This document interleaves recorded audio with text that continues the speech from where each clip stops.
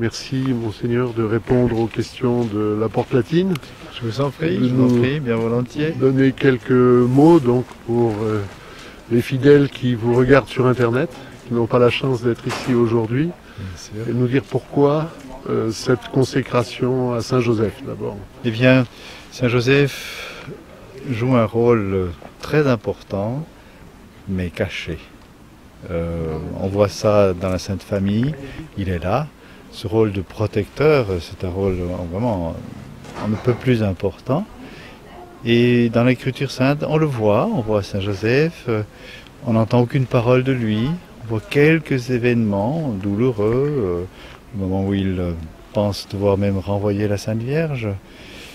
Un ange lui apparaît, on le voit au moment où un ange de nouveau lui apparaît pour la fuite en Égypte. Donc, on voit tout à fait Saint Joseph, avec une promptitude extraordinaire, faire son devoir de protecteur de la Sainte Famille, on dit père nourricier de l'enfant Jésus. Et à travers l'histoire de l'Église, on voit que Saint Joseph exerce ce patronage aussi sur l'Église, comme il l'a exercé sur la Sainte Famille, sur l'enfant Jésus. C'est un patronage effectif, réel, mais on peut dire tout aussi caché, discret, extrêmement discret. C'est ainsi qu'on voit que la dévotion à Saint Joseph n'apparaît pas dès le début de l'Église, elle apparaît plus tard, et même beaucoup plus tard. La Sainte Vierge vient aussi beaucoup plus tôt, disons, on peut dire au IIe siècle. On connaît encore maintenant, on connaît des prières de la Sainte Vierge vers 250, mais de Saint Joseph on n'en connaît pas. Et donc, à la fin du XIXe siècle, Léon XIII insiste beaucoup pour qu'on vénère Saint Joseph, qu'on aille à Saint Joseph, en disant la Sainte Vierge, elle est très importante, le rosaire c'est très important, mais il ne faut pas oublier Saint Joseph. Et on pourrait dire en parallèle, nous-mêmes, dans l'époque que nous vivons, qui est une époque troublée, c'est pas simplement cette année, c'est déjà depuis 50 ans, c'est même de plus, depuis Fatima. On voit cette insistance du ciel, mais allez donc à la Sainte Vierge.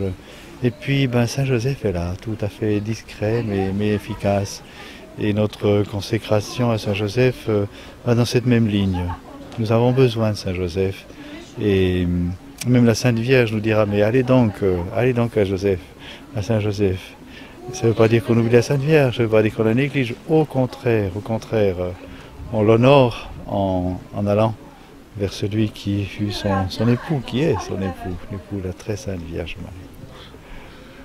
Est-ce que la fraternité demande quelque chose de spécial à Saint Joseph? Bien sûr, on lui demande de nous protéger et de nous conduire sains et saufs ici-bas et jusqu'au ciel. Aujourd'hui, c'est la consécration du district de France à Cotignac. Pour quelle raison Cotignac?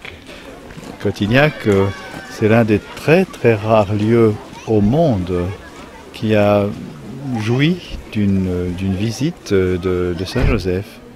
Saint Joseph est apparu, on peut dire au début du XVIe siècle, cette fois-ci avec la Sainte Vierge, l'enfant Jésus, mais il est apparu tout seul une fois en 1660, qui a été l'occasion d'une consécration de la France par Louis XIV et aussi d'une dévotion accrue pour Saint Joseph depuis cette époque.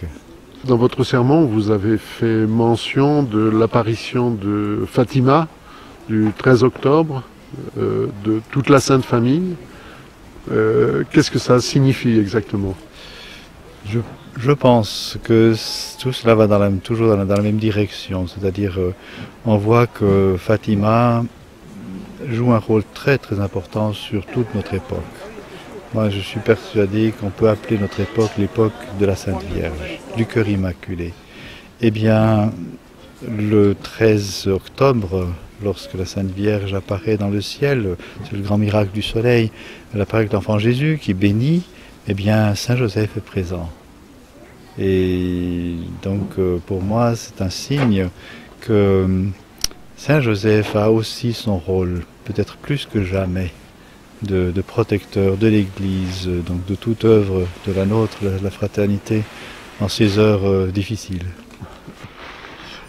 Merci beaucoup.